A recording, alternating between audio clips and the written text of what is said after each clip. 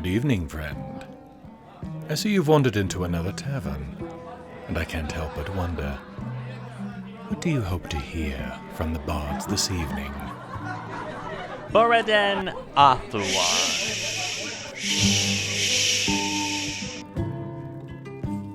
Tonight, dear listeners, I tell you the tale of Moriden Stormcrown, the Dragonborn of the Fourth Era. Using his mastery of magic, Moriden faced down the Mad Mage Ancano and prevented him from tapping power that would have ended the world. Bah, master of magic indeed. Through his cleverness, his strength of arms, and the power of his voice, he had captured the mighty Odahviing and forced it to reveal the location of dreaded Alduin. Stepping through the veil, he entered the hallowed halls of Sovngarde itself and battled the World Eater, destroying the beast and saving all of Nirn for a second time. Not that anyone noticed at the time. I sometimes wonder why I bothered. Now, top up your ales and listen as I tell of his time among the mighty Companions of Skyrim and his rise to power as their harbinger. You have got to be kidding me. There is almost no chance that they know what happened among the Companions, let alone all the time I spent gathering political power to myself. No, they have it all wrong. You, though, you seem almost desperate to hear the story. What is it you are looking for, I wonder? Well, since you want the story so bad and we seem to have time, why not order us a couple of drinks and I'll tell you the truth of that time. The truth, mind you. Not that drivel that bard up there is embarrassing themselves with. Because the truth... the truth is not what the bards would have you believe.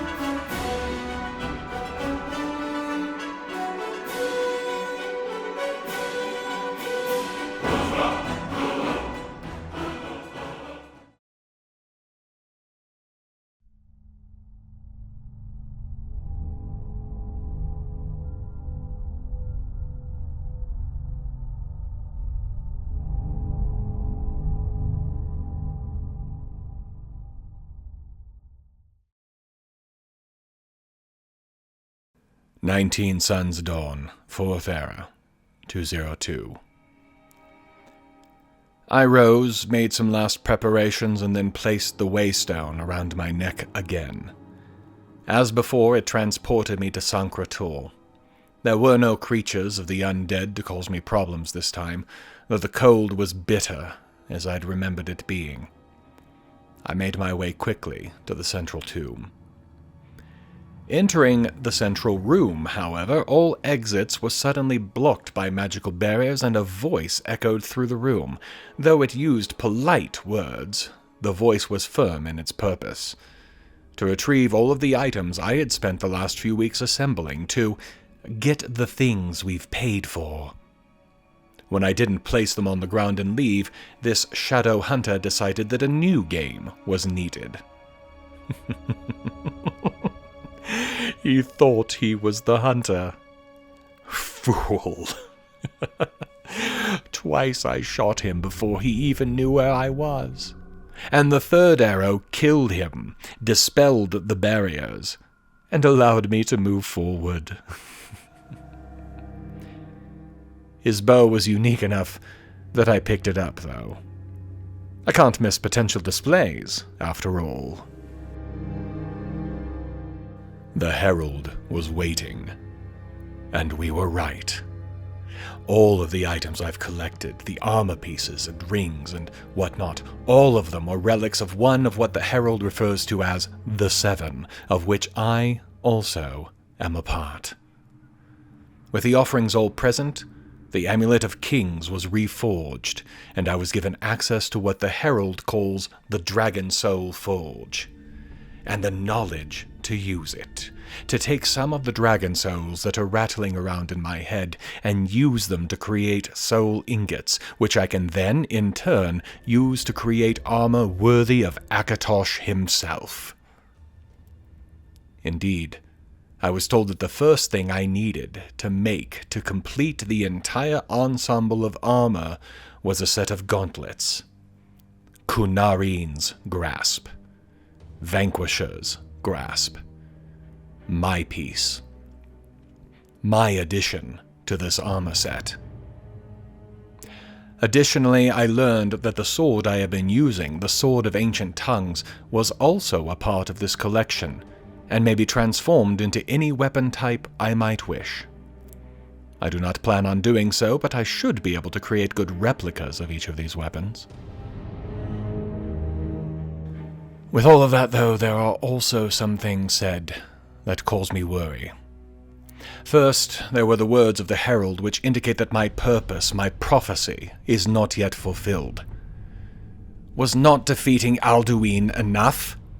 Was not stopping Ancano, or the vampires, or anything else I've done not enough?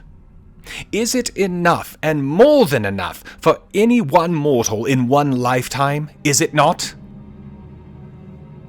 And yet, Azira all but told me a price had been paid for me to be used by the Daedric Lords. The Herald even referred to it himself, saying that Akatosh had given up what is loved to ensure that what is needed comes to pass. I don't like this. I don't like this at all. And yet, without knowing what has happened, what is planned, how could I even begin to prevent it? I return to the safe house.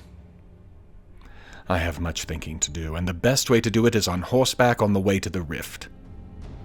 The Silver Hand is still the more immediate problem, and I cannot freeze myself in place to contemplate these things while the world continues on.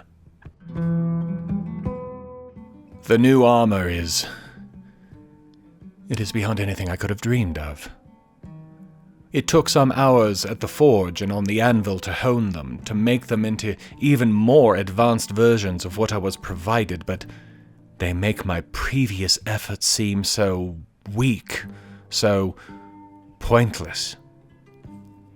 With some reluctance, I put away the armor I had created from the bodies of my Dova opponents, and donned the new armor. I created replicas of all the weapons and armor pieces, the ring and the Amulet of Kings, and then as I was preparing to depart, Aryan caught up to me again. The waystone I had been using to go to Sankrator apparently has another potential use.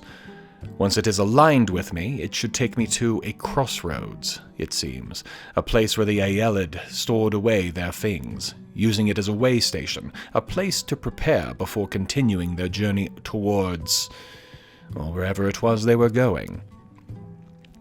He had shown me how to align it. I suppose that now is as good a time as any. It was a quick trip. The crossroads reminded me strongly of the snow elves and their portals, perhaps related in some way. Regardless, though there were many chests there, all were empty, and the only destination present was Sankrator. A waste, in a way. Perhaps there will be more here in the future. The Herald did say my prophecy was not yet complete. For now, though, I cannot waste any time on this. I returned to Skyrim, and made my way towards the Rift. The ride to Riften took the remainder of the day. Rather than head straight for Trevor's Watch, a place I'd recently cleared out during a rescue, and the new home of a band of the Silver Hand idiots, I went to Riften itself and stayed the night at my home. There has been much today that I need to think about. The Herald's words, the prophecy of Azure, how they link together, what the Aelid crossroads might be genuinely worth to me, if anything. Even a good bit on my new status as a werewolf and a member of the circle of the Companions of Jorvaskr. There's a lot going on in my life these days, it seems. Much to keep me occupied. But those first. They imply that there is a reason for this occupation. For all these things that have happened to me since the day I left Windhelm that first time. The question I suppose I must ask, though, is this. Should I fight this destiny? This fate? Or should I embrace it? 20 Suns Dawn, 4th Era, 202. I made use of the back door I had found into Trevor's watch the last time I'd been here. The Silverhand were smart enough to have placed sentries there, not that it did them much good. There were a fair number here as well, though I think some of them might have been bandits who were allowing the Silverhand access to their base for whatever reason. As nasty as bandits can be, some of them are surprisingly accommodating. Moving through the ruined fortress, my arrows downed bandit and Silverhand member alike. Fortunately, with all the Silverhand seeming to be going into a version of hiding, my killings here shouldn't alert the rest of them too soon. When they do arrive here, searching, they will find all the bodies and they won't find their plans. I found those in a chest near the top of the tower. If we act on them soon enough, then it won't matter. If they find out, however, it could make things more difficult. I tried to make it seem as though the bandits had betrayed the hand, but I'm not sure how believable it will be. It's the best I can do on short notice. But this does mean a return to Aella and the Companions needs to be rapid. I reported my success to Aella, and though she was happy to see the work done, things have progressed at Jorvaskr since I left, it seems. Kodlak has gotten wind of our private war, and though she isn't sure how Kodlak feels about it, he has asked to see me. Alone. In private. This could be interesting. He told me when I joined that every person is their own. No leadership, no interference. This, however, reeks of something he is going to disapprove of, I think. Especially given how he feels about the werewolf gift. I'm still not sure how I feel about it myself. The power is addictive, but I'm also finding it to be unreliable, uncontrollable. I can only manage the shift once a day, and I have no ability to shift back when I wish. A weapon that once unleashed cannot be controlled. Worse, I have heard mentioned that under a full moon I will shift no matter what I wish.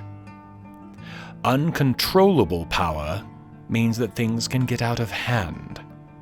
So maybe Kodlak is onto something, with wanting to be cured of it. My interactions with Hircine before this should be my guide here, I think. Perhaps it is best to leave it behind if I can. Even my powers as a vampire were better, more reliable, more controllable than this is. I wasn't wrong about Kodlak's beliefs. He wants the private war stopped. He has a point, now that I'm thinking more clearly. The cycle of retaliation, he called it. We kill them because they kill us, and vice versa, all in an endless round. This was not, however, what he wanted with me. He's been searching for a way out of his beast blood, and he thinks he's found it. There is more to the story of the werewolves of the Companions than I had known. A few hundred years ago, the witches of Glen Moril tricked the Circle into a deal that bound them to Hircine. For the other nearly 4,800 years of their existence, the Companions had never had this gift. He does not seek to remove it completely, but he does seek for us to have the choice. To that end, I am being sent, alone, after the Glen Moril Coven. I need only kill one of the witches, but perhaps it is best if they are removed from Nirn entirely. That should provide lots of choice to those of us in the Circle. Besides which, if we do cleanse ourselves of this gift, then the Silver Hand will have no reason to continue. In a way, you could say we will surrender. I don't like the idea of surrender. But I don't care to be a loose weapon, either. The Glenmoral Coven is almost a legend, more than a group that anyone believes in. The old stories usually make them a problem in either Falkreathhold or the Reach, which as it turns out was somewhat accurate. Their cave, their home, is on Knife Point Ridge, a part of the mountains that divide the two holds, allowing them to do as they wish in either one with little difficulty. Rain came on as I reached the cave. I still had not made my decision about my future as a werewolf, but I was tending towards following Kodlak's lead. There were other options, had to be other options, than to be a slave to Hircine. I care nothing about the afterlife as Kodlak does, but I do care about being free to make those choices. This is not power, not as I want it. This is slavery, and I have already all but lived that life. I should have suspected, given the location, that these witches would be hag ravens. That made my job all the more pleasant as I sent them all to oblivion. Removing their heads wasn't particularly pleasant, but one does what one must. And though I cannot say that all of the Glenmoral witches are now dead, I can say that 5 of them are. 5. Just the number needed for all of the Circle to have a choice. I know Kodlak's already, and from conversations I've overheard, I think that Farkas and Vilkas will choose the same. Aella, though. Her, I do not know. And despite my own earlier words on the matter, even I am on the fence. I will have time to think on it as I return to Whiterun. The guards on watch at the gates told me, without words, that something had happened. When I noticed and asked the question, all they told me was that there had been an attack at Jorvaskr. I ran through the streets, jumping 2 or 3 steps at a time on the stairways that was still slick with rain, risking my life in that mad charge. But what action there had been was already over. A quick glance was enough to tell me who. The Silver Hand. They'd finally gotten up the courage to attack the home of their hated werewolf enemies. It had cost them. I saw at least 5 or 6 bodies out front where Aella and Tongvar were still standing guard. They wouldn't give me anything either. Aella told me to head inside. What I needed to know would be in there. Vilkas was waiting for me, and greeted me with a rough, "Where were you?" as I entered. I can't blame his reaction. Had I not been off doing what Kodlak asked of me, then Kodlak might still be alive. The Silver Hand had gotten far enough to engage him, and were numerous enough that they were able to keep the members of the Circle isolated. He'd fallen in battle. Which means I am too late. And his spirit, still chained to Hircine, now runs the hunting grounds, not Sovngarde. That was bad enough. The Hand also, however, during their retreat, had taken all of the pieces we had managed to gather of Wuthrod, Ysgramor's axe. Honor demands we chase. Vengeance demands we destroy. On this, the remaining members of the Circle agree. Kodlak was right. There is a circle of vengeance here, and we will break that circle by breaking the bodies and souls of the Silver Hand upon our claws, our swords, our teeth, whatever we may use. We know where they hide now, thanks to the plans I recovered. Tonight, we will sleep. Tomorrow, we hunt. 21 Suns Dawn, 4th Era, 202. The Silver Hand were holed up in a ruin near the glacial drifts, more toward the Dawnstar side. On first look, there appears to not be anything there. Most of the ruin was near ground level. The few sentries that were outside in the snow and wind were huddled in on themselves, most likely thinking that this would be another boring watch on a place that would never see visitors. Perhaps On any other day, they might have been correct, but this was the day after they killed the Harbinger of the Companions. They should have known to be on their guard, and to be looking up at the nearby cliffs, which provided such a nice spot to drop arrows from. The interior was largely standard fare, and the Silver Hand were more disorganized than I would have believed. Then again, with the losses we have inflicted on them in the last week or so, perhaps it wasn't so surprising. I can't imagine that there were a lot of them to begin with. Unlike vampires, whom man and mer see as a clear threat, werewolves largely kept to themselves. Only rarely did they go looking for human prey. No challenge, really. Especially if caught unaware. A wolf hunts for the thrill of it, for the challenge. Men just aren't that good a prey challenge most of the time. Be that as it may, it could be that the sheer losses have made them more ineffective in securing their own home base. That would go far to explain why Vilkas and myself made such easy entry. I have not been a wolf long, but I do understand them somewhat by this point. What we found deeper in the ruin, however, I am not above killing, assassination, and the like. But torture? No. I have no stomach for it.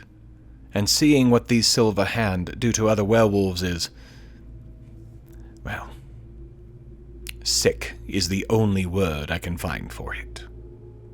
I would not do the same to them, but I would certainly bring them back to life and kill them again, if I could, for the things I saw in that room. They call themselves civilized, and the werewolves beasts. But these kind of actions would argue for otherwise. The final room contained the last of the Silver Hand, and though I have tried to avoid using it for reasons I've gone about already, I figured that if there was a time to embrace the wolf, it was now. Both of us charged into the room, Vilkas in his normal form, me as my wolf. The results were predictable.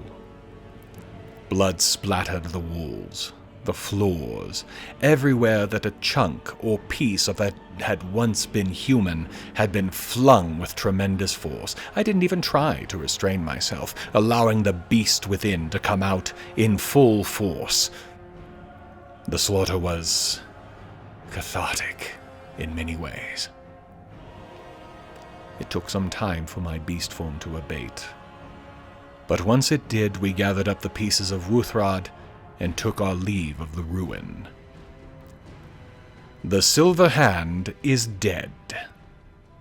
And not soon enough. We were back at the gates of Whiterun in the late afternoon. Our vengeance was complete. The Silver Hand as close to eliminated as it would ever be certain to get. Certain that Kodlak's body would be ready for his funeral, Vilkas directed us to the Skyforge. He was right to do so. All of the companions had gathered there to pay their final respects to the old man. I'd not known him long, but what I did know of him was good. A man who was wise with his power, even willing to give up that power in exchange for something he valued more. I'm not sure I could have done that. And he was never given the chance. I did not know the litany that the companions used for the funeral, and so remained silent. It gave me time to make a decision. At last, it was to Aella that all turned. She stepped forward, her torch held high. I don't remember her words well, but I do remember the gist of them. From the Skyforge, we draw strength. To the Skyforge, we return that strength, that those who follow may be stronger still. Poetic. Largely, I think, garbage, however. I know not what makes the Skyforge so different, but I doubt it is the ashes of our fallen. If it gives others comfort, then so be it.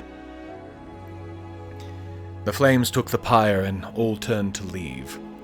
I gave the pieces of Wuthrod to Eorlund to get them remounted, though he mentioned that there was one more piece, one that Kodlak had kept in his rooms. He didn't feel that he was the right one to go through the fallen Harbinger's effects, and so, with the approval of the Circle, I was sent to retrieve it. The rest of the Circle retired to the Undercroft for a more private mourning ceremony. I found the remaining fragment in a side table by his bed, along with his journal. I hesitated, but feeling compelled, I opened it and read it. The contents were troubling to me. An account of a dream he had, in which I appeared. His hopes to remove the werewolf curse from the Circle. His concerns about the loss of Skjor, and the war Aella and I had begun to pursue. Most troubling, though, was his belief that I was to be the Harbinger who would succeed him. If the others see this, I'm not sure how they will react. I agree with many of his assessments. Aella is too solitary, and possibly too bound up in the beast blood. Farkas, too kind-hearted to be a true leader of a band of warriors, and Vilkas, too fiery. I could fill that role, but for me to be the one to find this and bring it forward, would it not be seen as convenient for me? Not that I've really even considered being the Harbinger. He is not the leader of the Companions, but more a first among equals. I could do it. But if I were, if they offer it to me in his memory, would they follow me if I told them to cleanse themselves of the beast blood? I don't have a lot of time to consider these questions. Eorlund was waiting for me, and I imagine the Circle is as well. After dropping the final piece off with Eorlund, I joined the others in the Undercroft. The mood was somber, and the discussion centered, as it should, on our fallen Harbinger. There was no discussion of replacing him, though. The talk was all about his desire to have been clean of the werewolf blood, and how it had been denied him. Even Aella, champion of being moon-called, had to agree that it should have been. They even knew where to go, what to do, in order to cleanse his soul of that taint even after his death. Something that I didn't know could even be a possibility. It is. And it is not. For the place it can be done could only be opened with Wuthrod, which was in shattered pieces, as it had been for 1,000 years. Which was when Eorlund entered the Undercroft, casually mentioned he had repaired Wuthrod, and told us to head for the tomb of Ysgramor, where we would see to it that Kodlak's soul could be cleansed. There was no discussion. With the way opened up for us to meet the old man's last wishes, we left immediately. We reached the tomb as the sun was about to set, and decided to sleep here in a small camp before we entered the tomb in the morning. I spent much of the night tossing and turning, contemplating all of the changes, real or imagined, that had entered my life in the last few days. Power. I seek it. And I think I need it. There are opportunities here, many of which I could take advantage of. The question is what power I can take and what I should take.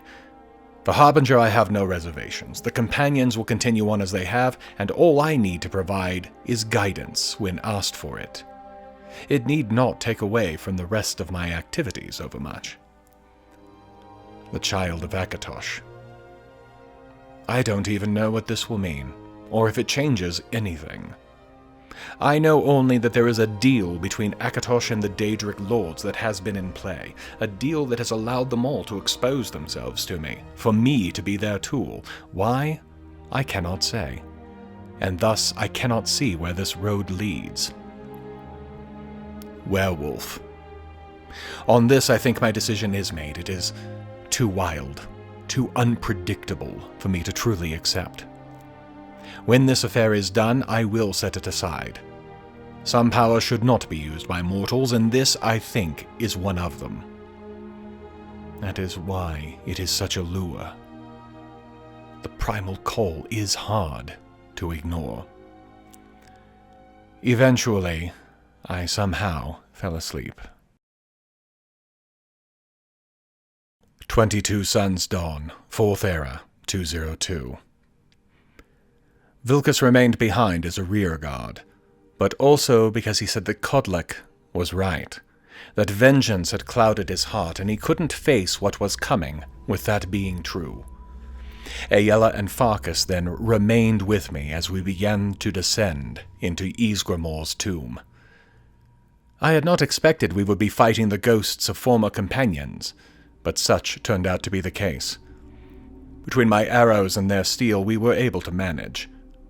Such numbers, though. I do not understand why they would object to us coming here to heal one of our own. Not much further on, and Farkas bowed out of our group. We had begun to see some indications that there would be some of the larger frostbite spiders ahead, and Farkas has a fear of them, particularly since Dustman's cairn. I can't fault him. As he put it, everyone has a weakness, and this one is his. Rather than put us all in danger by trying to face it, he will fall back to his brother and help him keep the rear guard. He's not much for stealth anyhow. I will miss the extra steel, but if I can do this right, I may not need it. Aside from which, Aella is still at my side, should I need such. After several hours, many of which were spent taking down the frostbite spiders that Farkas had been afraid to face, justifying his point, we ran into the ghost of Kodlak Whitemane. The conversation was short, but to the point.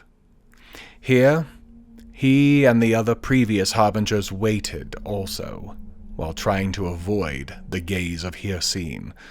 All of them were waiting, hoping that their curse might possibly be ended. I could only see him, of course. He claimed that was because he was the only harbinger I had ever known, whereas some of the older companions, like old Vignar, could likely have seen a dozen or so of them. Regardless, we were here to try to cleanse his soul. We had the witch heads still, and burning one in the fire was the next step. I threw the head into the blue flames and waited to see what would happen. Where once there was just the blue ghost of Kodlak, suddenly there was a second red ghost as well. His inner beast, the wolf that had once been a part of his soul. When it attacked us, the way forward became plain. To cleanse his soul of the beast, we would need to destroy it. A giant bestial wolf in ghost form would be no small task to defeat. But I had brought along silver arrows as well, which had been making the progress simpler in the tomb. They served here as well. The wolf howled one last time as I put a final arrow into it, and sent it back to the oblivion from which it came. And that quickly. It seems to be over. Kodlak is freed of his beast, and, before Aella as witness, stated his will that I should succeed him. He also said that he had new battles to fight.